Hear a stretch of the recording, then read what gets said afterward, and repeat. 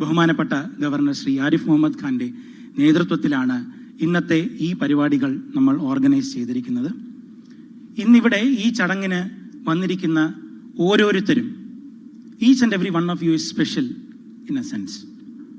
വിദഗ്ധരാണ്, മൻ കി ബാത്തിൽ പലപ്പോഴും പരാമർശിച്ചിട്ടുള്ളവരാണ്, പത്മശ്രീ ജേതാക്കളുണ്ട്, വിഷയ വിദഗ്ധരുണ്ട്.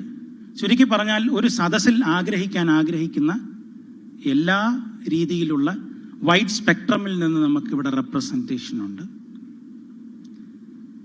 ഈ ആഘോഷവേളയിൽ ഒരുമിച്ച് കൂടി ബഹുമാനപ്പെട്ട പ്രധാനമന്ത്രിയുടെ ഈ 100ാമത്തെ എപ്പിസോഡ് കേൾക്കുകയും ഇൻറ്ററാക്ട് ചെയ്യുകയുമാണ് നമ്മുടെ ഇന്നത്തെ ദൗത്യം. ഇതിൻ്റെ ഭാഗമായി ബഹുമാനപ്പെട്ട ഗവർണർ ഒരു എക്സിബിഷൻ ഉദ്ഘാടനം ചെയ്തിട്ടുണ്ട്. ഇൻഫർമേഷൻ ബ്രോഡ്കാസ്റ്റിംഗ് മിനിസ്ട്രിയുടെ CBC എന്ന് പറയുന്ന ഓഫീസിൻ്റെ ഭാഗമായിട്ടാണ് ഈ എക്സിബിഷൻ ഓർഗനൈസ് ചെയ്തിരിക്കുന്നത്.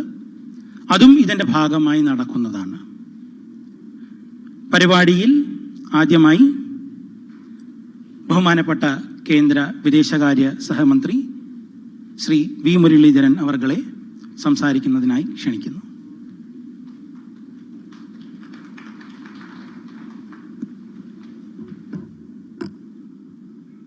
ബഹുമാന്യനായ കേരള ഗവർണർ ശ്രീ ആരിഫ് മുഹമ്മദ് ഖാൻ അവർകൾ, ഇവിടെ സന്നിഹിതരായിട്ടുള്ള മറ്റ് ബഹുമാന്യരെ, എല്ലാവർക്കും നമസ്കാരം. ഇന്ന് പ്രധാനമന്ത്രി നരേന്ദ്രമോദിജിയുടെ മൻ കി ബാത്തിൻ്റെ 100ാം എപ്പിസോഡിന് വേണ്ടിയിട്ട് ഈ തിരുവനന്തപുരം രാജ്ഭവനിൽ സന്നിഹിതരായിട്ടുള്ള മുഴുവൻ ആളുകളെയും ഞാൻ ആദ്യമായിട്ട് അഭിനന്ദിക്കുകയാണ്. കാരണം ഒരു ചരിത്ര മുഹൂർത്തത്തിന് സാക്ഷ്യം വഹിക്കാനാണ് നമ്മളെല്ലാവരും എത്തിച്ചേർന്നിരിക്കുന്നത്. ഒരുപക്ഷെ ലോകത്തൊരിടത്തും ഇത്തരത്തിലുള്ള ഒരു മുടങ്ങാതെ 100 മാസങ്ങൾ ഒരു രാഷ്ട്രത്തലവൻ തന്നെയാണെന്നില്ല, ഒരു വ്യക്തി സമൂഹത്തോട് സംവദിക്കുക എന്നുള്ളത് അപൂർവമായിട്ട് മാത്രം നടന്നിട്ടുള്ള ഒരു കാര്യമാണ്. പ്രധാനമന്ത്രി നരേന്ദ്രമോദിജിയുടെ ഈ മൻ കി ബാത്ത് പ്രഭാഷണം എല്ലാ മാസവും അവസാനത്തെ ഞായറാഴ്ച രാവിലെ 11 മണിക്ക് ഹിന്ദിയിലും അതിനെ തുടർന്ന് 11:30 മണിക്ക് അതത് പ്രാദേശിക ഭാഷകളിലുമായി ദൂരദർശനും ആകാശവാണിയും മുടങ്ങാതെ പ്രക്ഷേപണം നടത്തിക്കൊണ്ടിരിക്കുകയാണ്. ഞാൻ ആ പ്രഭാഷണങ്ങൾ ശ്രവിച്ചതിലൂടെ എനിക്ക് ഏറ്റവും വലിയ ബോധ്യമുണ്ടായത്, നമ്മുടെ നാടിൻ്റെ പുരോഗതി സാധാരണഗതിയിൽ സർക്കാരുകളുടെ നേതൃത്വത്തിലാണ് നടക്കുന്നത് എന്നാണ് നമ്മളെല്ലാവരുടെയും ധാരണ. പക്ഷെ സർക്കാരുകൾ മാത്രമല്ല, സമൂഹത്തിൻ്റെ പുരോഗതിയിൽ ഈ സമൂഹത്തിലെ സാധാരണക്കാരായിട്ടുള്ള മനുഷ്യർ വഹിക്കുന്ന പങ്ക്, ആ പങ്ക് വ്യക്തമാക്കുന്നതാണ് പ്രധാനമന്ത്രിയുടെ പ്രഭാഷണം. ഓരോ ദിവസവും അദ്ദേഹം നടത്തിയിട്ടുള്ള പ്രഭാഷണങ്ങളിൽ അദ്ദേഹം നമ്മുടെ മുന്നിൽ കൊണ്ടുവന്നിട്ടുള്ള നിരവധി ഉദാഹരണങ്ങൾ. ഇപ്പോൾ ഇവിടെ തന്നെ ഞാൻ ശ്രീമൻ നാരായണനെ എനിക്കിവിടെ നിന്ന് കാണാം, മറ്റുള്ള നിരവധി ആളുകളുണ്ട്, ഞാൻ അവരെല്ലാവരെയും പേരുകൾ പറയുന്നില്ല. അദ്ദേഹം മൺപാത്രങ്ങൾ ഉണ്ടാക്കി വേനൽക്കാലത്ത് പക്ഷികൾക്ക് കുടിക്കാനുള്ള വെള്ളം കുടിക്കാൻ വേണ്ടിയിട്ട് മൺപാത്രങ്ങൾ ഉണ്ടാക്കി സ്ഥാപിക്കുന്ന ജോലിയാണ് അദ്ദേഹം ചെയ്തത്. അങ്ങനെയുള്ളൊരു പ്രവൃത്തി, അങ്ങനെയുള്ള നിരവധി സംഭവങ്ങൾ, നിരവധി ഉദാഹരണങ്ങൾ. ഒരുപക്ഷെ വേമ്പനാട് കായൽ വൃത്തിയാക്കാൻ വേണ്ടിയിട്ട് അംഗപരിമിതികൾക്കിടയിലും പ്രവർത്തിച്ച സംഭവം, അങ്ങനൊരു ഉദാഹരണം ഒരുപക്ഷെ തിരുവനന്തപുരത്തുള്ള എല്ലാവരും അറിഞ്ഞത് പ്രധാനമന്ത്രി നമ്മളോട് മൻ കി ബാത്തിൽ പറഞ്ഞ് സംസാരിച്ചപ്പോഴാണ്. അതിനുമുമ്പ് നമ്മൾ കേട്ടിട്ടില്ല, നമ്മൾ അറിഞ്ഞിട്ടില്ല. ഇതുപോലെ സമൂഹത്തിൻ്റെ പുരോഗതിക്ക് വേണ്ടിയിട്ടുള്ള ഇത്തരത്തിലുള്ള നിരവധി പ്രവർത്തനങ്ങൾ, ആ പ്രവർത്തനങ്ങൾ നടത്തിയിട്ടുള്ള ആളുകളെ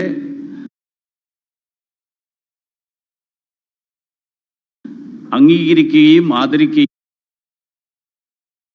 ലോകത്തിൻ്റെ ശ്രദ്ധയിലേക്ക് കൊണ്ടുവരികയും അതിലൂടെ മറ്റ് നിരവധി ആളുകൾക്ക് ഇതേപോലെയുള്ള പ്രവർത്തനങ്ങൾ തുടങ്ങാൻ വേണ്ടിയിട്ടുള്ള അല്ലെങ്കിൽ ആരംഭിക്കാൻ വേണ്ടിയിട്ടുള്ള പ്രചോദനം നൽകുകയും ചെയ്തിട്ടുള്ള ഒരു പ്രഭാഷണ പരമ്പരയായിട്ടാണ് പ്രധാനമന്ത്രി ശ്രീ നരേന്ദ്രമോദിജിയുടെ ഈ മൻ കി ബാത്തിനെ ഞാൻ വിലയിരുത്തുന്നത്. അതുകൊണ്ട് നാടിൻ്റെ പുരോഗതിയിൽ നാട്ടിലെ സാധാരണക്കാരായിട്ടുള്ള ആളുകൾക്ക് വഹിക്കാനുള്ള പങ്ക്, ആ പങ്ക് എടുത്തു പറയുന്ന ഈ പ്രഭാഷണ പരമ്പര നമുക്കെല്ലാവർക്കും പ്രചോദനമാകട്ടെ, മാതൃകയാവട്ടെ എന്ന് ആശംസിച്ചുകൊണ്ട് ഞാൻ എൻ്റെ വാക്കുകൾ നിർത്തുന്നു. നമസ്കാരം. നന്ദി സർ. അടുത്തതായി വേദിയിലിരിക്കുന്ന ഏവരെയും ഉപസംബോധന ചെയ്ത് സംസാരിക്കുന്നതിനായി ബഹുമാനപ്പെട്ട കേരള ഗവർണർ ശ്രീ ആരിഫ് മുഹമ്മദ് ഖാൻ അവർകളെ സാദരം ക്ഷണിക്കുന്നു.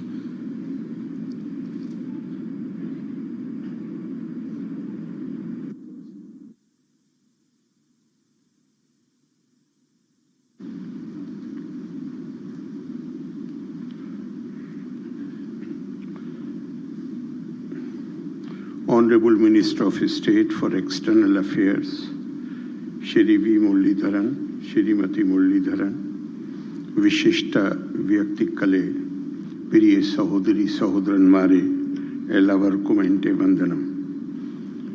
As pointed out earlier, we have gathered here to witness a landmark in Indian democracy, the 100th episode of Honorable Prime Minister Shri Narendra Modi ji's Mann Ki Baat. Such a series of inspiring talks on a monthly basis, where the audience consisted mostly of young people, is unprecedented in our history.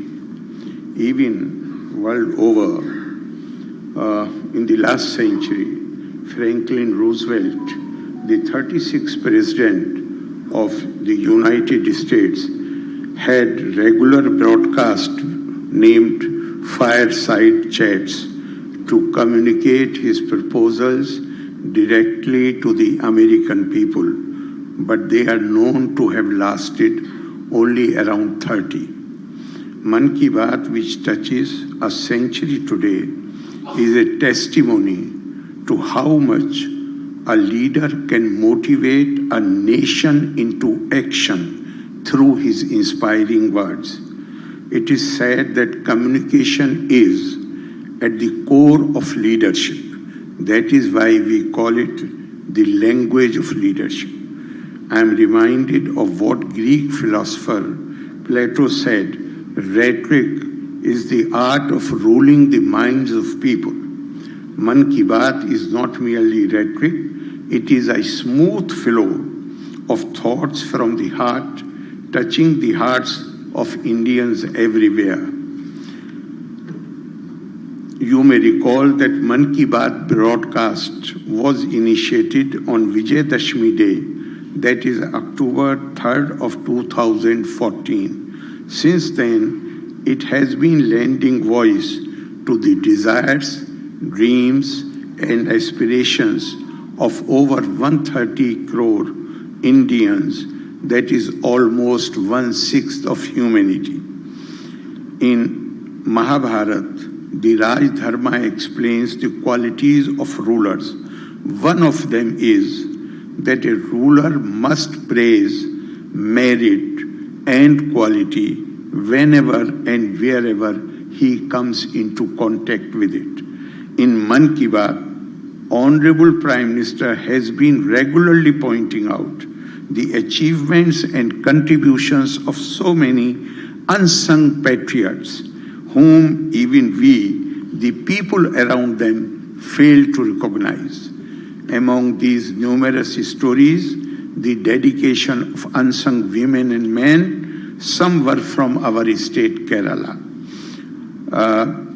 Shrimati Lakshmi Kutti, who is sitting right here. Then Honorable Prime Minister praised Punyam Punkavanam, a voluntary initiative by IPS officer Shri P. Vijayan. In another episode, he extolled the Ayurvedic tradition of Kerala by citing the story of how the daughter of a former Kenyan Prime Minister regained her lost eyesight. Though Kerala's advancement in literacy is a well-known story, it was up to Mann Ki Baat to tell the world how Akshara Library in Idukki, founded by a school teacher, Shri P.K. Muralidharan, and a small tea shop owner, Shri P.V. Chinnathampi, offered books to tribal children. The story of Shri N.S. Rajappan, who despite being paralyzed waist downwards, rose his canoe daily to collect the plastic bottles dumped in the Vembanad Lake and had moved the hearts of millions. The P.N. Panikkar Foundation's promotion of reading, the girl students from St. Mary's Upper Primary School in Chittoor, spreading awareness about organ donation, students at St. Teresa College in Kochi, Shri Narayanan distributing pots for water of life, and the remote tribal village of Ida Malakudi becoming an open defecation-free hamlet, all figured in Mann Ki Baat, making us proud. What has made Mann Ki Baat different is the positive vibe it has been radiating among people, citing the example of the 105-year-old Bhagirthi Amma from Kollam. Prime Minister inspired millions to relaunch their education. Describing how people revived a river in Kerala, he told the nation how unity could revive our water bodies. We have seen how every episode of Mann Ki Baat has inspired people into action and positive response. In fact, there is a beautiful line, Sanskrit line, which says, Vana manasya yora, ekya ropam satyam. When, what is in your heart? In Hindi also they say that dil se jo baat nikalti hai asar rakhti hai, par nahi taaqat-e parwaaz magar rakhti hai. Whatever comes out of heart, that impacts people. It does not have the wings, but it has the power to fly to all the corners of the world. Mann Ki Baat has been a tonic to stimulate the ideas of sabka saath, sabka vishwas, sabka vikas, sabka priyas. Last but not the least, Pradhan Mantri ji chose Akashvani, which is sabka madhyam. And I would like to compliment them for organizing this program and the television and other units of the Information and Broadcasting Ministry.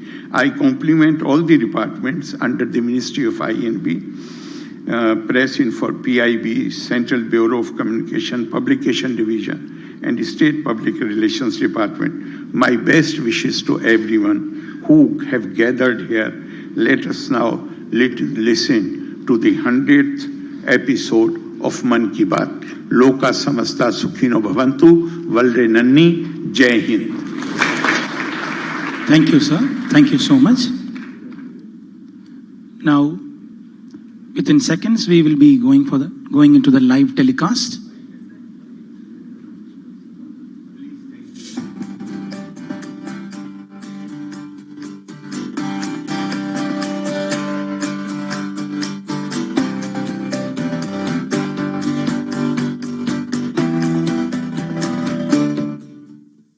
मेरे प्यारे देशवासियों, नमस्कार। आज मन की बात का 100वां episode है। मुझे आप सबकी हजारों चिट्ठियां मिली हैं, लाखों संदेश मिले हैं और मैंने कोशिश की है कि ज्यादा से ज्यादा चिट्ठियों को पढ़ पाऊं, देख पाऊं, संदेशों को जरा समझने की कोशिश करूं। आपके पत्र पढ़ते हुए कई बार मैं भावुक हुआ, भावनाओं से भर गया, भावनाओं में बह गया और खुद को फिर संभाल भी लिया। आपने मुझे मन की बात के 100वें एपिसोड पर बधाई दी है, लेकिन मैं सच्चे दिल से कहता हूं, दरअसल बधाई के पात्र तो आप सभी मन की बात के श्रोता हैं, हमारे देशवासी हैं। मन की बात कोटि कोटि भारतीयों के मन की बात है, उनकी भावनाओं का प्रकटीकरण है। साथियों, 3 अक्टूबर 2014 विजयादशमी का वो पर्व था और हम सब ने मिलकर विजयादशमी के दिन मन की बात की यात्रा शुरू की थी। विजयादशमी यानी बुराई पर अच्छाई की जीत का पर्व। मन की बात भी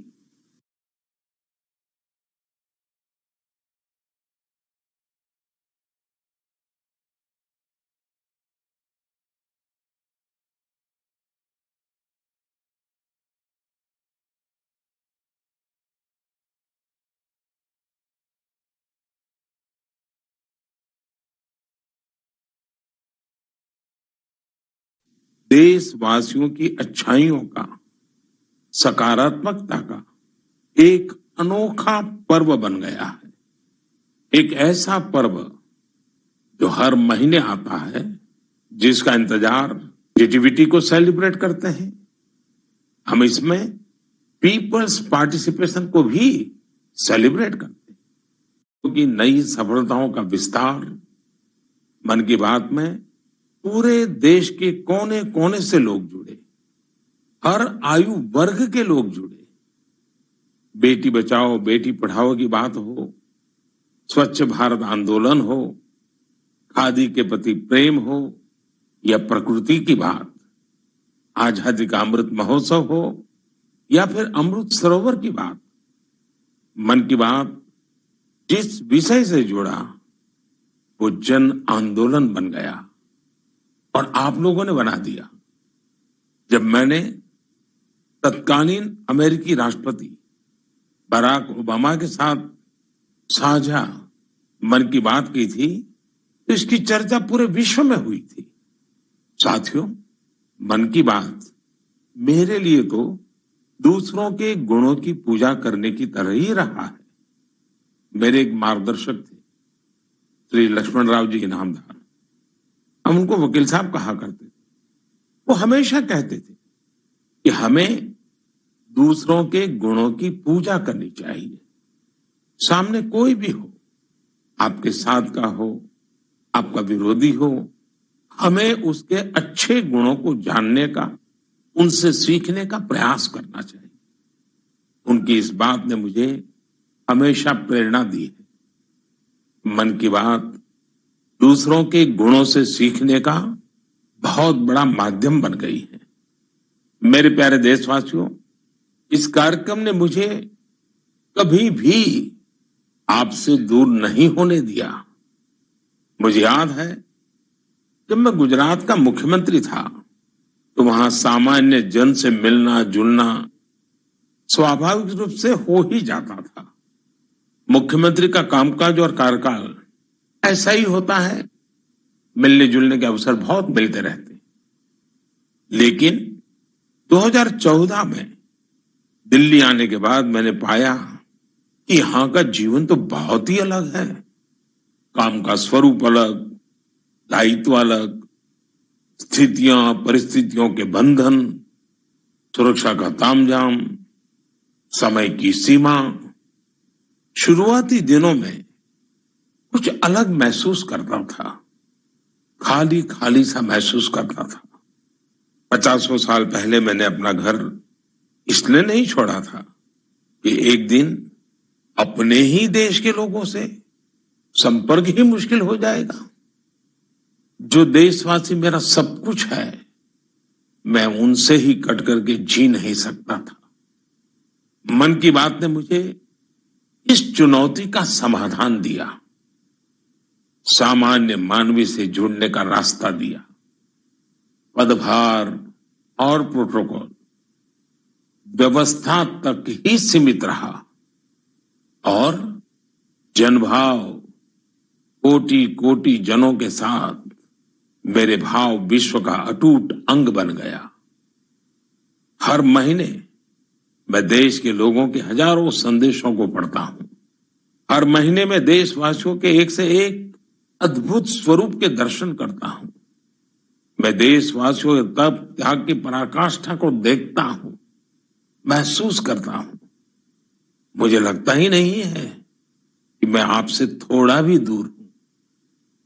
मेरे लिए मन की बात ये एक कार्यक्रम नहीं है, मेरे लिए एक आस्था, पूजा, व्रत है।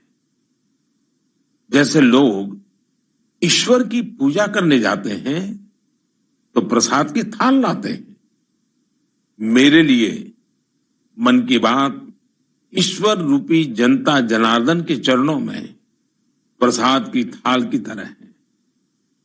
मन की बात मेरे मन की आध्यात्मिक यात्रा बन गया है। मन की बात स्व से समष्टि की यात्रा है। मन की बात अहम से वयम की यात्रा है। यह तो मैं नहीं तू ही इसकी संस्कार साधना है। अब कल्पना करिए, मेरा कोई देशवासी 40-40 साल से निर्जन पहाड़ी और बंजर जमीन पर पेड़ लगा रहा है। कितने ही लोग 30-30 साल से जल संरक्षण के लिए बावड़ियां और तालाब बना रहे हैं, उसकी साफ सफाई कर रहे हैं। कोई 25-30 साल से निर्धन बच्चों को पढ़ा रहा है, कोई गरीबों की इलाज में मदद कर रहा है। कितनी ही बार मन की बात में इनका जिक्र करते हुए मैं भावुक हो गया हूं। आकाशवाणी के साथियों को कितनी ही बार इसे फिर से रिकॉर्ड करना पड़ा है। आज पिछला कितना ही कुछ आंखों के सामने आए जा रहा है। देशवासियों के इन प्रयासों ने मुझे लगातार खुद को खपाने की प्रेरणा दी है। साथियों, मन की बात में जिन लोगों का हम जिक्र करते हैं वे सब हमारे हीरोज हैं, जिन्होंने इस कार्यक्रम को जीवंत बनाया है। आज जब हम 100वें एपिसोड के पड़ाव पर पहुंचे हैं तो मेरी ये भी इच्छा है कि हम एक बार फिर इन सारे हीरोज के पास जाकर उनकी यात्रा के बारे में जानें। आज हम कुछ साथियों से बात भी करने की कोशिश करेंगे। मेरे साथ जुड़ रहे हैं हरियाणा के भाई सुनील जगलान जी। सुनील जगलान जी का मेरे मन पर इतना प्रभाव इसलिए पड़ा क्योंकि हरियाणा में जेंडर रेशियो पर काफी चर्चा होती थी और मैंने भी बेटी बचाओ बेटी पढ़ाओ का अभियान हरियाणा से ही शुरू किया था। और इसी बीच जब सुनील जी के सेल्फी विद डॉटर कैंपेन पर मेरी नजर पड़ी तो मुझे बहुत अच्छा लगा। मैंने भी उनसे सीखा और इसे मन की बात में शामिल किया। देखते ही देखते सेल्फी विद डॉटर एक ग्लोबल कैंपेन में बदल गया और इसमें मुद्दा सेल्फी नहीं थी, टेक्नोलॉजी नहीं थी, इसमें डॉटर को, बेटी को प्रमुखता दी गई थी। जीवन में बेटी का स्थान कितना बड़ा होता है, इस अभियान से यह भी प्रकट हुआ। ऐसे ही अनेकों प्रयासों का परिणाम है कि आज हरियाणा में जेंडर रेशियो में सुधार आया है। आइए आज सुनील जी से ही कुछ गप मार लेते हैं। नमस्कार सुनील जी। नमस्कार सर, मेरी खुशी बहुत बढ़ गई है सर आपकी आवाज सुनकर। Sunil ji, selfie with daughter हर किसी को याद है। अब जब इसकी फिर चर्चा हो रही है तो आपको कैसा लग रहा है? प्रधानमंत्री जी, ये असल में आपने जो हमारे प्रदेश हरियाणा से पानीपत की चौथी लड़ाई बेटियों के चेहरे पे मुस्कुराहट लाने के लिए शुरू की थी, जिसे आपके नेतृत्व में पूरे देश ने जीतने की कोशिश की है, तो वाकई ये मेरे लिए और हर बेटी के पिता और बेटियों को चाहने वालों के लिए बहुत बड़ी बात है। सुनील जी, अब आपकी बिटिया कैसी है, आजकल क्या कर रही है? जी, मेरी बेटिया नंदनी और याचिका है। एक 7th क्लास में पढ़ रही है, एक 4th क्लास में पढ़ रही है और आपकी बड़ी प्रशंसक है। उन्होंने आपके लिए थैंक यू प्राइम मिनिस्टर करके अपनी क्लासमेट्स जो है लेटर भी लिखवाए थे असल में। वाह वाह वाह वाह। अच्छा, बिटिया को आप मेरा और मन की बात के श्रोताओं का खूब सारा आशीर्वाद दीजिए। बहुत बहुत शुक्रिया जी, आपकी वजह से देश की बेटियों के चेहरे पे लगातार मुस्कान बढ़ रही है। बहुत बहुत धन्यवाद सुनील जी। जी शुक्रिया। साथियों, मुझे इस बात का बहुत संतोष है कि मन की बात में हमने देश की नारी शक्ति की सैकड़ों प्रेरणादायी गाथाओं का जिक्र किया है। चाहे हमारी सेना हो या फिर खेल जगत हो, मैंने जब भी महिलाओं की उपलब्धियों पर बात की है उसकी खूब प्रशंसा हुई है। जैसे हमने छत्तीसगढ़ के देउर गांव की महिलाओं की चर्चा की थी। ये महिलाएं स्वयं सहायता समूहों के जरिए गांव के चौराहों, सड़कों और मंदिरों की सफाई के लिए अभियान चलाती हैं। ऐसे ही तमिलनाडु की वो आदिवासी महिलाएं जिन्होंने हजारों इको फ्रेंडली टेराकोटा कप्स निर्यात किए, उनसे भी देश ने खूब प्रेरणा ली। तमिलनाडु में ही 20,000 महिलाओं ने साथ आकर वेल्लोर में नाग नदी को पुनर्जीवित किया था। ऐसे कितने ही अभियानों को हमारी नारी शक्ति ने नेतृत्व दिया है और मन की बात उनके प्रयासों को सामने लाने का मंच बना है। साथियों, अब हमारे साथ फोन लाइन पर एक और सज्जन मौजूद है। इनका नाम है मंजूर अहमद। मन की बात में जम्मू कश्मीर की पेंसिल स्लेट्स के बारे में बताते हुए मंजूर अहमद जी का जिक्र हुआ था। मंजूर जी, कैसे हैं आप? थैंक यू सर, बड़े अच्छे से है सर। मन की बात के 100वें एपिसोड में आपसे बात करके मुझे बहुत अच्छा लग रहा है। Thank you sir. अच्छा, ये पेंसिल स्लेट्स वाला काम कैसा चल रहा है?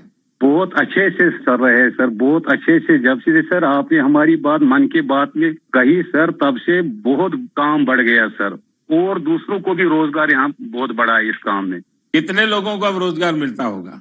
अभी मेरे पास 200 प्लस है। अरे वाह मुझे बहुत खुशी हुई। जी सर, जी सर। अभी 1-2 महीने में अभी मैं इसको एक्सपांड कर रहा हूँ कि और 200 लोगों को रोजगार बढ़ जाएगा सर। वाह वाह वाह। देखिए मंजूर जी, जी सर, मुझे बराबर याद है, और उस दिन आपने मुझे कहा था कि ये एक ऐसा काम है जिसकी न कोई पहचान है, न स्वयं की पहचान है, और आपको बड़ी पीड़ा भी थी, और इस वजह से आपको काफी बड़ी मुश्किलें होती थी, वो भी आप कह रहे थे। लेकिन अब तो पहचान भी बन गई और 200 से ज्यादा लोगों को रोजगार दे रहे हैं। जी सर, जी सर। और नया एक्सपांशन करके और 200 लोगों को रोजगार दे रहे हैं। ये तो बहुत खुशी की खबर दी आपने। एवं सर, यहाँ पे जो फार्मर है सर, उनका भी बहुत बड़ा इसमें फायदा मिला सर। तब से 2000 का ट्री बेचते थे, अभी वही ट्री 5000 तक पहुंच गया सर। इतनी डिमांड बढ़ गई सर इसमें तब से, और अपनी पहचान भी बन गई। इसमें बहुत से आर्डर है अपने पास सर। अभी मैं आगे 1-2 महीने में और एक्सपेंड करके और 200-250 2-4 गाँव में जितने भी लड़के लड़की हैं इसमें एडजस्ट हो सकता है, उनका भी रोजी रोटी चल सकता है सर। देखिए मंजूर जी, वोकल फॉर लोकल की ताकत कितनी जबरदस्त है, आपने धरती पर उतार के दिखा दिया है। जी सर, जी सर। मेरी तरफ से आपको और गांव के सभी किसानों को और आपके साथ काम कर रहे सभी साथियों को भी मेरी तरफ से बहुत बहुत शुभकामनाएं। धन्यवाद भैया। धन्यवाद सर। साथियों, हमारे देश में ऐसे कितने ही प्रतिभाशाली लोग हैं जो अपनी मेहनत के बलबूते ही सफलता के शिखर तक पहुंचे हैं। मुझे याद है विशाखापट्टनम के वेंकट मुरली प्रसाद जी ने एक आत्मनिर्भर भारत चार्ट शेयर किया था। उन्होंने बताया था कि वो कैसे ज्यादा से ज्यादा भारतीय प्रोडक्ट्स ही इस्तेमाल करेंगे। जब बेतिया के प्रमोद जी ने एलईडी बल्ब बनाने की छोटी यूनिट लगाई, या गढ़ मुक्तेश्वर के संतोष जी ने मैट्स बनाने का काम किया, मन की बात ही उनके उत्पादों को सबके सामने लाने का माध्यम बना। हमने मेक इन इंडिया के अनेक उदाहरणों से लेकर स्पेस स्टार्टअप्स तक की चर्चा मन की बात में की है। साथियों, आपको याद होगा कुछ एपिसोड पहले मैंने मणिपुर की बहन विजय शांति देवी जी का भी जिक्र किया था। विजय शांति जी कमल के रेशों से कपड़े बनाती हैं। मन की बात में उनके इस अनोखे इको फ्रेंडली आइडिया की बात हुई तो उनका काम और पॉपुलर हो गया। आज विजय शांति जी फोन पर हमारे साथ हैं। Namaste, Vijay Shanti ji. How are you? Sir, I am fine. And how is your work going on? Sir, still working along with my 30 women. In such a short period, you have reached 30% team. Yes, sir. This year also more expand with 100 women in my area. So your target is 100 women. Yeah, 100 women. And now people are familiar with this lotus stem fiber? Yes, sir. Everyone know from Mann Ki Baat program all over India. So now it's very popular. Yes, sir. From Prime Minister Mann Ki Baat program, everyone knows about the lotus fiber. So now you got the market also. Yes, sir. I have got a market from USA also. They want to buy in bulk, in large quantities. But I want to give from this year to send the US also. Oh, now you are exporter. Yes, sir. From this year, I export our product made in India, lotus fiber. So when I say vocal for local and now local for global. Yes, sir. I want to reach my product all over the globe of our world. So congratulations and wish you best luck. Thank you, sir. Thank you. Thank you, Vijaya Shanti. Thank you, sir. साथियों, मन की बात की एक और विशेषता रही है। मन की बात के जरिए कितने ही जन आंदोलन ने जन्म भी लिया है और गति भी पकड़ी है। जैसे हमारे खिलौने, हमारी टॉय इंडस्ट्री को फिर से स्थापित करने का मिशन मन की बात से ही तो शुरू हुआ था। भारतीय नस्ल के श्वान, हमारे देशी डॉग्स, उसको लेकर जागरूकता बढ़ाने की शुरुआत भी तो मन की बात से ही की थी। हमने एक और मुहिम शुरू की थी कि हम गरीब छोटे दुकानदारों से मोलभाव नहीं करेंगे, झगड़ा नहीं करेंगे। जब हर घर तिरंगा मुहिम शुरू हुई, तब भी मन की बात ने देशवासियों को इस संकल्प से जोड़ने में खूब भूमिका निभाई। ऐसे हर उदाहरण समाज में बदलाव का कारण बने। समाज को प्रेरित करने का ऐसे ही बीड़ा प्रदीप सांगवान जी ने भी उठा रखा है। मन की बात में हमने प्रदीप सांगवान जी की हीलिंग हिमालयज अभियान की चर्चा की थी। वो फोन लाइन पर हमारे साथ हैं। प्रदीप जी नमस्कार। सर जय हिंद। जय हिंद, जय हिंद भैया। कैसे हैं आप? सर बहुत बढ़िया, आपकी आवाज सुनकर और भी अच्छी। आपने हिमालय को हील करने को सोची। हाँ जी सर। अभियान भी चलाया। आजकल आपका कैंपेन कैसा चल रहा है? सर बहुत अच्छा चल रहा है। 2020 से ऐसा मानिए कि जितना काम हम 5 साल में करते थे, अब वो 1 साल में ही हो जाता है। अरे वाह। हाँ जी सर। शुरुआत बहुत नर्वस हुई थी, बहुत डर था इस बात को लेके कि जिंदगी भर ये कर पाएंगे नहीं कर पाएंगे, पर थोड़ा सपोर्ट मिला और 2020 तक हम बहुत स्ट्रगल भी कर रहे थे। ऑनेस्टली लोग बहुत कम जुड़ रहे थे, बहुत सारे ऐसे लोग थे जो कि सपोर्ट नहीं कर पा रहे थे, हमारी मुहिम को इतना तवज्जो भी नहीं दे रहे थे। बट 2020 के बाद जब मन की बात में जिक्र हुआ, उसके बाद बहुत सारी चीजें बदल गई। मतलब पहले हम साल में 6-7 क्लीनिंग ड्राइव कर पाते थे, 10 क्लीनिंग ड्राइव कर पाते थे। आज की डेट में हम डेली बेसिस पे 5 टन कचरा इकट्ठा करते हैं अलग अलग लोकेशन पे। अरे वाह। मन की बात में जिक्र होने के बाद आप सर बिलीव करें मेरी बात को कि मैं ऑलमोस्ट गिव अप करने की स्टेज पे था एक टाइम पे, और उसके बाद फिर बहुत सारा बदलाव आया मेरे जीवन में और चीजें इतनी स्पीड अप हो गई कि जो चीजें हमने सोची नहीं थी। तो आई एम रियली थैंकफुल कि पता नहीं कैसे हमारे जैसे लोगों को आप ढूंढ लेते हैं, कौन इतनी दूर दराज एरिया में काम करता है, हिमालय के क्षेत्र में जाके बैठ के हम काम कर रहे हैं, सॉल्टिट्यूड पे काम कर रहे हैं, वहां पे आपने ढूंढा हमें, हमारे काम को दुनिया के सामने लेके आए। तो मेरे लिए बहुत इमोशनल मोमेंट था तब भी और आज भी कि मैं हमारे देश के जो प्रथम सेवक हैं उनसे मैं बातचीत कर पा रहा हूँ। मेरे लिए इससे बड़ी सौभाग्य की बात नहीं हो सकती। प्रदीप जी, आप तो हिमालय के चोटियों पर सच्चे अर्थ में साधना कर रहे हैं और मुझे पक्का विश्वास है अब आपका नाम सुनते ही लोगों को याद आ जाता है कि आप कैसे पहाड़ों की स्वच्छता अभियान में जुड़े हैं। हाँ जी सर। और जैसा आपने बताया, अब तो बहुत बड़ी टीम बनती जा रही है और आप इतनी बड़ी मात्रा में डेली काम कर रहे हैं। हाँ जी सर। और मुझे पूरा विश्वास है कि आपके इन प्रयासों से, उसकी चर्चा से अब तो कितने ही पर्वतारोही स्वच्छता से जुड़े फोटो पोस्ट करने लगे हैं।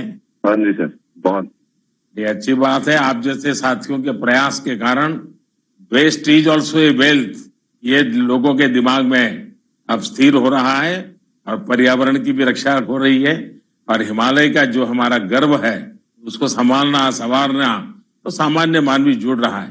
पृथ्वी जी, बहुत अच्छा लगा मुझे, बहुत बहुत धन्यवाद भैया। Thank you sir, thank you so much. जय हिंद।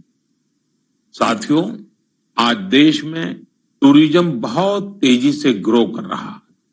हमारे ये प्राकृतिक संसाधन हो, नदियां, पहाड़, तालाब या फिर हमारे तीर्थ स्थल हो, उन्हें साफ रखना बहुत जरूरी है। ये टूरिज्म इंडस्ट्री की बहुत मदद करेगा। पर्यटन में स्वच्छता के साथ साथ हमने इनक्रेडिबल इंडिया मूवमेंट की भी कई बार चर्चा की। इस मूवमेंट से लोगों को पहली बार ऐसे कितनी जगहों के बारे में पता चला जो उनके आसपास ही थे। मैं हमेशा ही कहता हूं कि हमें विदेशों में टूरिज्म पर जाने से पहले हमारे देश के कम से कम 15 टूरिस्ट डेस्टिनेशन पर जरूर जाना चाहिए। और यह डेस्टिनेशन जिस राज्य में आप रहते हैं वहां के नहीं होने चाहिए, आपके राज्य से बाहर किसी अन्य राज्य के होने चाहिए। ऐसे ही हमने स्वच्छ सियाचिन, सिंगल यूज प्लास्टिक और ई वेस्ट जैसे गंभीर विषयों पर भी लगातार बात की है। आज पूरी दुनिया पर्यावरण के जिस इशू को लेकर इतना परेशान है, उसके समाधान में मन की बात का ये प्रयास बहुत अहम है। साथियों, मन की बात को लेकर मुझे इस बार एक और खास संदेश यूनेस्को की डीजी ऑद्रे ऑजुले का आया है। उन्होंने सभी देशवासियों को 100 एपिसोड की इस शानदार जर्नी के लिए शुभकामनाएं दी। साथ ही उन्होंने कुछ सवाल भी पूछे हैं। आइए पहले यूनेस्को की डीजी के मन की बात सुनते हैं। Namaste, Excellency, dear Prime Minister. On behalf of UNESCO, I thank you for this opportunity to be part of the 100th episode of the Mann Ki Baat radio broadcast. UNESCO and India have a long common history. We have very strong partnerships together in all areas of our mandate: education, science, culture, and information. And I would like to take this opportunity today to talk about the importance of education. UNESCO is working with its member states to ensure that everyone in the world has access to quality education by 2030. With the largest population in the world, could you please explain the Indian way to achieving this objective? UNESCO also works to support culture and protect heritage. And India is chairing the G20 this year. World leaders will be coming to Delhi for this event. Excellency, how does India want to put culture and education at the top of the international agenda? I once again thank you for this opportunity and convey my very best wishes through you to the people of India. À bientôt. Merci beaucoup. Thank you, Excellency. I'm happy to interact with you in the 100th Mann Ki Baat program. I'm also happy that you have raised the important issues of education and culture. साथियों, UNESCO की DG ने education और cultural preservation यानी शिक्षा और संस्कृति संरक्षण को लेकर भारत के प्रयासों के बारे में जानना चाहा। ये दोनों ही विषय मन की बात के पसंदीदा विषय रहे हैं। बात शिक्षा की हो या संस्कृति की, उसके संरक्षण की बात हो या संवर्धन की, भारत की यह प्राचीन परंपरा रही है। इस दिशा में आज देश जो काम कर रहा है वो वाकई बहुत सराहनीय है। नेशनल एजुकेशन पॉलिसी हो या क्षेत्रीय भाषा में पढ़ाई का विकल्प हो, एजुकेशन में टेक्नोलॉजी इंटीग्रेशन हो, आपके ऐसे अनेक प्रयास देखने को मिले। वर्षों पहले गुजरात में बेहतर शिक्षा देने और ड्रॉप आउट रेट्स को कम करने के लिए गुणोत्सव और शाला प्रवेश उत्सव जैसे कार्यक्रम जन भागीदारी की एक अद्भुत मिसाल बन गए थे। मन की बात में हमने ऐसे कितने ही लोगों के प्रयासों को हाईलाइट किया है। जो निस्वार्थ भाव से शिक्षा के लिए काम कर रहे हैं। आपको याद होगा, एक बार हमने ओडिशा में ठेले पर चाय बेचने वाले स्वर्गीय डी प्रकाश राव जी के बारे में चर्चा की थी, जो गरीब बच्चों को पढ़ाने के मिशन में लगे हुए थे। झारखंड के गांवों में डिजिटल लाइब्रेरी चलाने वाले संजय कश्यप जी हो, कोविड के दौरान ई लर्निंग के जरिए कई बच्चों की मदद करने वाली हेमलता एनके जी हो, ऐसे अनेक शिक्षकों के उदाहरण हमने मन की बात में लिए हैं। हमने कल्चरल प्रिजर्वेशन के प्रयासों को भी मन की बात में लगातार जगह दी है। लक्षद्वीप का कुम्मेल ब्रदर्स चैलेंजर्स क्लब हो या कर्नाटका के प्रेमश्री जी कला चेतना जैसे मंच हो, देश के कोने कोने से लोगों ने मुझे चिट्ठी लेकर ऐसे उदाहरण भेजे। हमने उन 3 कॉम्पिटिशन्स को लेकर भी बात की थी जो देशभक्ति पर गीत, लोरी और रंगोली से जुड़े थे। आपको ध्यान होगा, एक बार हमने देश भर के स्टोरी टेलर्स से स्टोरी टेलिंग के माध्यम से शिक्षा की भारतीय विधाओं पर चर्चा की थी। मेरा अटूट विश्वास है कि सामूहिक प्रयास से बड़ा बदलाव लाया जा सकता है। इस साल हम जहां आजादी के अमृतकाल में आगे बढ़ रहे हैं, वहीं G20 की अध्यक्षता भी कर रहे हैं। यह भी एक वजह है कि एजुकेशन के साथ साथ डाइवर्स ग्लोबल कल्चर्स को समृद्ध करने के लिए हमारा संकल्प और मजबूत हुआ है। मेरे प्यारे देशवासियों, हमारे उपनिषदों का एक मंत्र सदियों से हमारे मानस को प्रेरणा देता आया है, चरैवेति चरैवेति चरैवेति, चलते रहो चलते रहो चलते रहो। आज हम इसी चरैवेति चरैवेति की भावना के साथ मन की बात का 100वां एपिसोड पूरा कर रहे हैं। भारत के सामाजिक ताने बाने को मजबूती देने में मन की बात किसी भी माला के धागे की तरह है जो हर मनके को जोड़े रखता है। हर एपिसोड में देशवासियों के सेवा और सामर्थ्य ने दूसरों को प्रेरणा दी है। इस कार्यक्रम में हर देशवासी दूसरे देशवासी की प्रेरणा बनता है। एक तरह से मन की बात का हर एपिसोड अगले एपिसोड के लिए जमीन तैयार करता है। मन की बात हमेशा सद्भावना, सेवा भावना और कर्तव्य भावना से ही आगे बढ़ा है। आजादी के अमृत काल में यही पॉजिटिविटी देश को आगे ले जाएगी, नई ऊंचाई पर ले जाएगी। और मुझे खुशी है कि मन की बात से जो शुरुआत हुई वो आज देश की नई परंपरा भी बन रही है। एक ऐसी परंपरा जिसमें हमें सबका प्रयास की भावना के दर्शन होते हैं। साथियों, मैं आज आकाशवाणी के साथियों को भी धन्यवाद दूंगा जो बहुत धैर्य के साथ इस पूरे कार्यक्रम को रिकॉर्ड करते हैं। वो ट्रांसलेटर्स जो बहुत ही कम समय में बहुत तेजी के साथ मन की बात का विभिन्न क्षेत्रीय भाषाओं में अनुवाद करते हैं, मैं उनका भी आभारी हूं। मैं दूरदर्शन के और माय गॉव के साथियों को भी धन्यवाद देता हूं। देश भर के टीवी चैनल्स, इलेक्ट्रॉनिक मीडिया के लोग जो मन की बात को बिना कॉमर्शियल ब्रेक के दिखाते हैं, उन सभी का मैं आभार व्यक्त करता हूं। और आखिरी में मैं उनका भी आभार व्यक्त करूंगा जो मन की बात की कमान संभाले हुए हैं।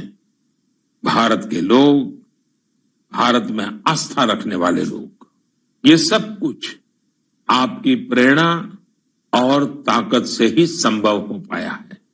साथियों, वैसे तो मेरे मन में आज इतना कुछ कहने को है कि समय और शब्द दोनों कम पड़ रहे हैं, लेकिन मुझे विश्वास है कि आप सब मेरे भावों को समझेंगे, मेरी भावनाओं को समझेंगे। आपके परिवार के ही एक सदस्य के रूप में मन की बात के सहारे आपके बीच में रहा हूं, आपके बीच में रहूंगा। अगले महीने हम एक बार फिर मिलेंगे, फिर से नए विषयों और नई जानकारियों के साथ देशवासियों की सफलताओं को सेलिब्रेट करेंगे। तब तक के लिए मुझे विदा दीजिए और अपना और अपनों का खूब ख्याल रखिए। बहुत बहुत धन्यवाद। नमस्कार।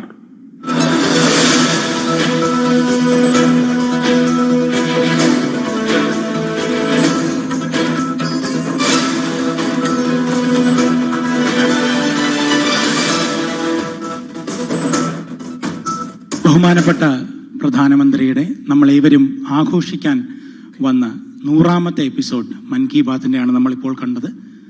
ഈ മൻ കി ബാത്തിൻ്റെ ഒരു പ്രത്യേകത അതിൻ്റെ ഡിസൈനാണ്. It's an interactive program. Interaction എന്ന് പറയുന്നത് അതിനകത്ത് ബിൽറ്റ് ഇൻ ആണ്. അതിൻ്റെ മാതൃകയിൽ തന്നെ ഇപ്പോൾ ബഹുമാനപ്പെട്ട ഗവർണർ ശ്രീ ആരിഫ് മുഹമ്മദ് ഖാൻ അവർകൾ തിരഞ്ഞെടുത്ത ചില ചില ആൾക്കാരുമായിട്ട് ഇൻ്ററാക്ട് ചെയ്യാൻ പോവുകയാണ്. ആദ്യമായി Shrimati Madhurima Madhurima national ബാലശ്രീ award winner കൂടിയാണ്. Madhurima, over to you. Namaskar, sir. So for almost past 9 years, Mann Ki Baat has been inspiring people all around India, sharing inspiring stories among all corners of India. So what I have to ask you is that what story inspired you the most?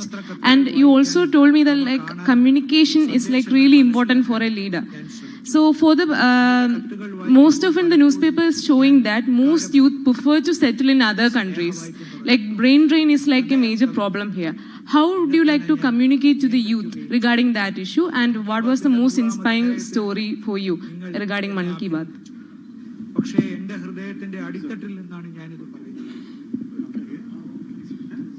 Speaking from here only? Okay. Thank you very much for your question. Please sit down.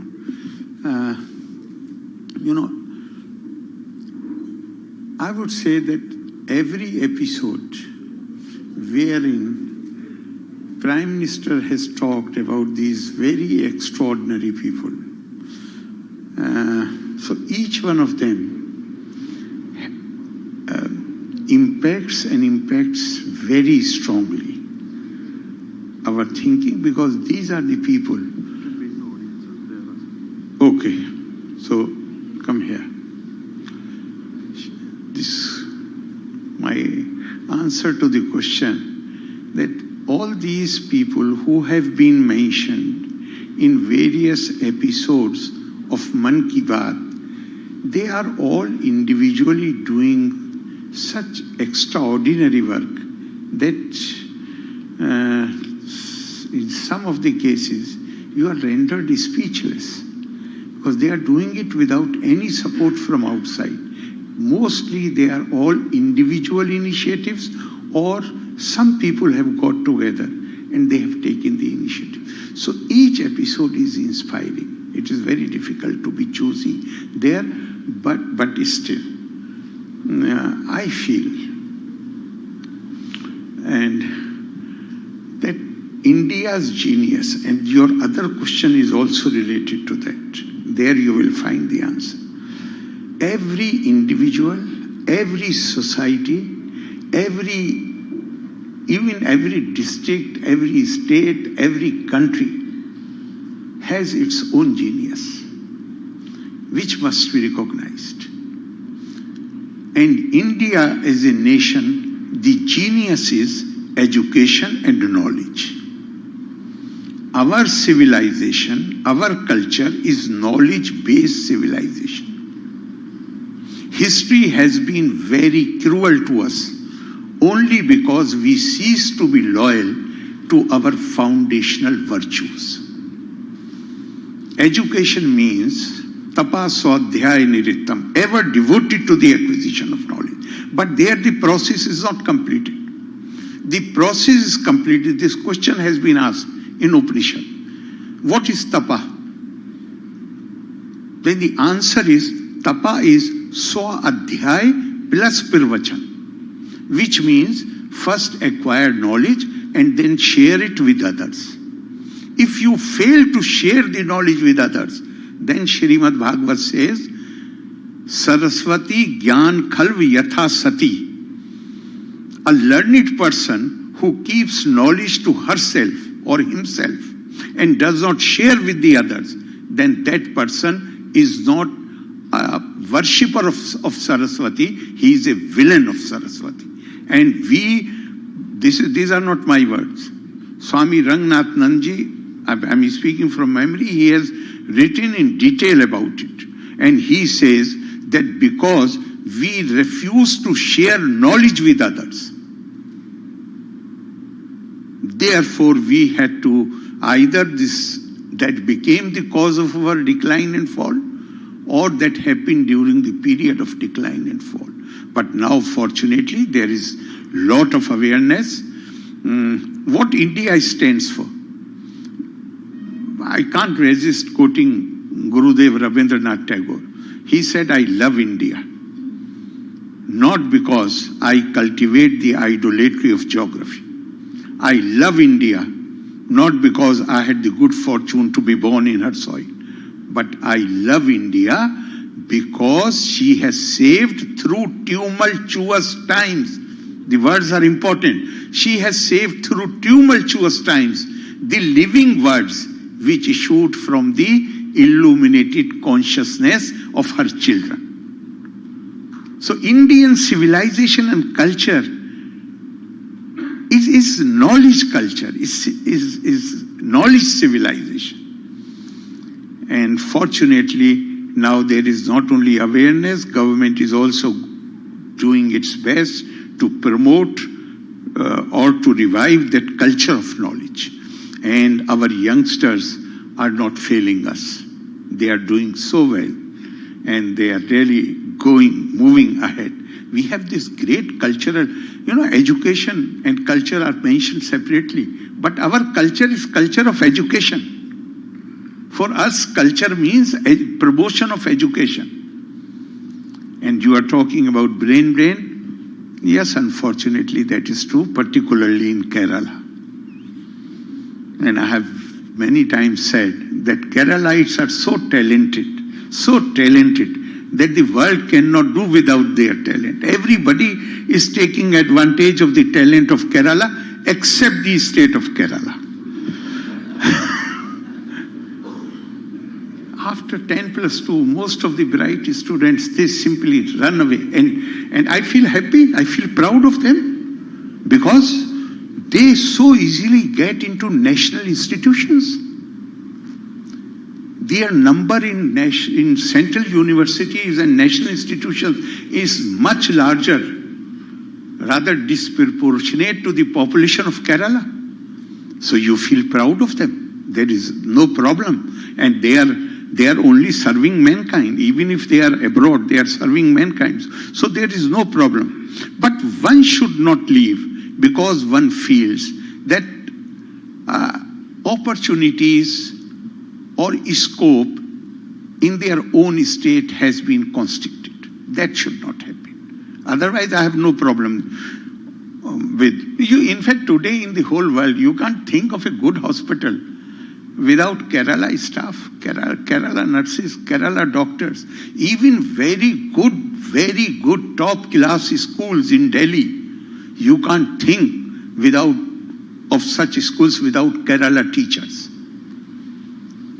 So this, I'm sure, the reason I'm mentioning this is that I hope enough bright people will stay back to see that things do not go wrong in Kerala.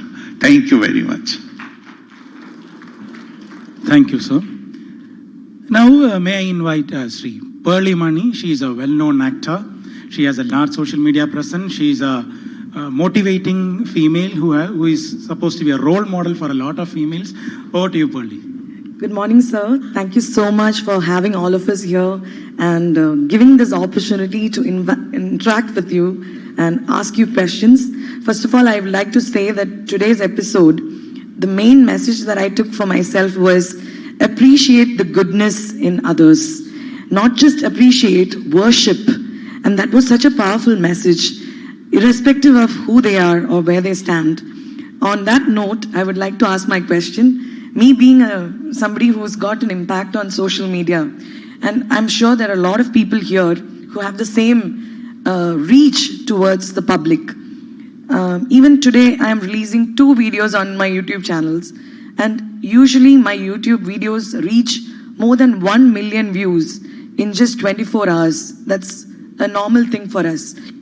But I always wonder, how can I make my YouTube content and create an impact on these people? Because we are reaching out to so many people and we have integration. This is a concept where advertisements, they pay us and they tell us, promote our product just for 1 minute. So if the product is good, if it's a good brand we promote.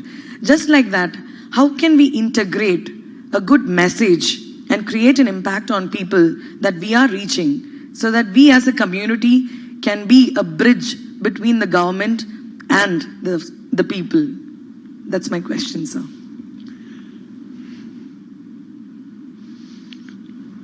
Since your videos are viewed by more than 1 million people in 24 hours, I should have asked this question to you. Please tell me how to make the impact. You are impactful. If 1 million people, they want to hear, they want to see what you have presented to them, then you are impactful. Have that confidence and share with us also, with others also, how to do it more effectively. But basically, I would say, I do not have any exact answer to your question, but I would say what Dr. Radhakrishnan has said in one of his speeches. He said, I want the young generation to grow in a manner, to imbibe habits where they do not fear anybody except their own conscience.